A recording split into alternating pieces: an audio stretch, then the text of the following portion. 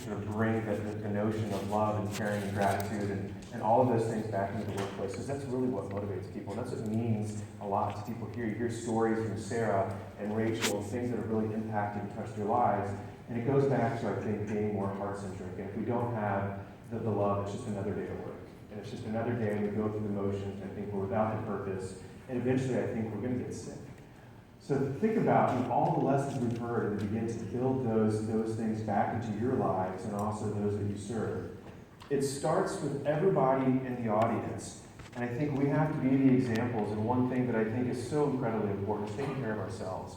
And being caretakers and nurses and health promotion practitioners, it's not easy work. A lot of us here, and I was a health promotion manager for years, and I know what it's like to have, your office as an open door and people come in and they share your stories, and you've got to be the counselor, and you've got to be the doer, and you've got to help people, and you've got to know about EAPs. But it's so important that we begin to take care of ourselves and have a strong mind, strong body, strong soul, and to connect with ourselves and our purpose, or else we can't expect other people to do it. I think we all know that. So I think if there's one lesson, too, that we walk out of here doing is to think about how can we make sure we take care of ourselves so we can take care of all those that we serve.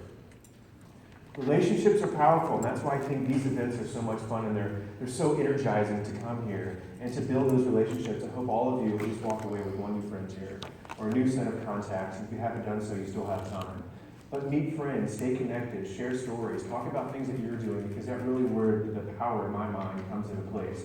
And this is what matters to people, is connecting with other people, whether it's at work, in your families, in your communities. You all know, and I think it's really interesting, there's even been some research that talks about, the more philanthropic you are, giving of your time to others of a cause has such great health benefits. Think about that. Connecting with the people and those that you love, your neighborhood, your community, your church, your work, whatever it is, to continue to build communities around what you do. And this is what makes people stay accountable. It's what Sean was talking about earlier. You have that connection, whether you're doing squats, if you can build a community around doing squats together and make it fun, if you can do the swoosh with other people, if you can do the Rochambeau and have fun with it, it makes a big difference because you're not just moving, you're connecting. And when you're connecting, you start moving naturally. And a lot of times you might even forget that you're moving. But the connection is what drives us to change. Be bold.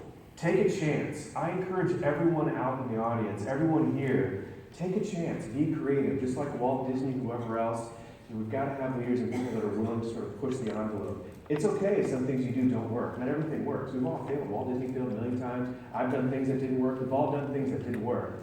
But at least you're trying. At least you're trying to make a difference. I encourage all of you all to do something very different. I've heard some say they're going to go back and drastically change their program, maybe stop doing health risk assessments, maybe stop doing this, maybe start doing something that they never did before. It's those types of things, but I think you've got to live on the edge just a little bit. And I believe take that chance. And my call to action for you all is to leave here, take those things into play, into practice, and to be bold. I love this, and I talked about this a little bit last year, but I think it's a great theme, and someone said it earlier, that this is a ripple effect. What you guys learn in here and what you do, and I just think about it, if we could go up and add up all the lives that you touch and that you have the ability to influence, it'd be a lot of people. It'd be a lot of people. So the ripple effect that we can all create in this room and to touch those lives and to touch other lives and to touch other lives continues to grow. I think we're really at this point where it's a tidal wave. And the more people that can take these things and to begin to affect change, the more successful we're going to be in our companies, in our communities, in our neighborhoods, in the state, in the country, and really around the globe. And I can tell you that I think wellness and these changes are not just happening here, they're happening all over. And I'm getting more calls from other countries. And I'd say the interesting thing is that they don't care about healthcare costs in other countries. A lot of these have national healthcare, so that's not the reason they're doing wellness. They're doing the reasons of wellness to attract people, to make people happy, to look at creating communities. And I think this, I talk about Gaia. You may have heard of Gaia. I love Native American sort of philosophy and spend a lot of time in the Southwest. But every time you affect a part of of your community or your system, it impacts something else. And Gaia basically says that the Earth is a living, breathing organism, that if you change the salinity of the oceans or you cut down the rainforest, it has an impact on the rest of the systems and the rest of the environment. That's a very macro perspective, of course, but I think that applies to everything that we do every day in our lives, in our families, in our work, and everything that we do. So think about how your behaviors and the ripple effect that everybody in this room can create, because you all have power to make a difference in your lives and the lives that you touch.